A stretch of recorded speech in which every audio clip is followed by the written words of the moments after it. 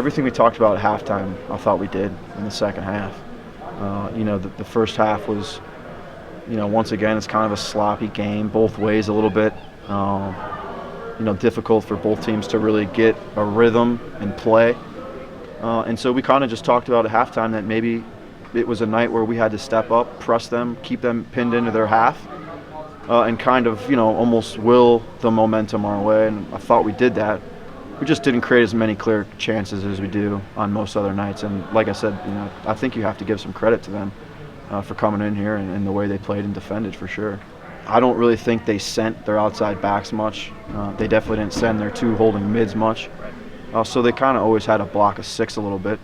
The other guys would track back into some spots as well. And so I thought we did better in the second half to get into their half and then keep some possession and try to knock things around. But yeah, I think the spaces weren't there as much as I think you have to give them some credit because we moved the ball around. The thing that was probably on the most was, shooting from distance, and we just didn't hit the ball clean doing that tonight. Our service into the box, we just didn't seem to find the end of a cross. But I think that there's some positives for sure. Obviously he's coming into the game at a difficult time. It's probably not the easiest thing to do. Obviously everyone prepares themselves mentally to be ready to go, but there's obviously different circumstances that you can come into a game.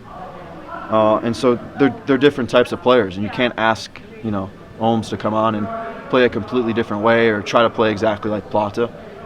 He's a guy I think that has to, work hard for us, really try to make things happen 1v1 and push the ball, use his athleticism. And so I thought he did most of those things for sure. And I thought he worked really hard. You can't ask much more from guys, they're going to come on. You don't want to question someone's work rate, and I don't think we ever really have to do that here, and so that's the important thing. Honestly, I don't think much of it at all, to be honest with you. In fact, I'd say maybe when we're sitting there at 9-10 and everyone starts to talk about it, I actually was like, wow, that's maybe okay, And now that we're there at 12, I actually think less of it, to be honest with you. I just think we've done a good job to take each game individually, prepare for each opponent, and realize that nothing's a given in this league night to night. And so yeah, we've gotten results and picked up points.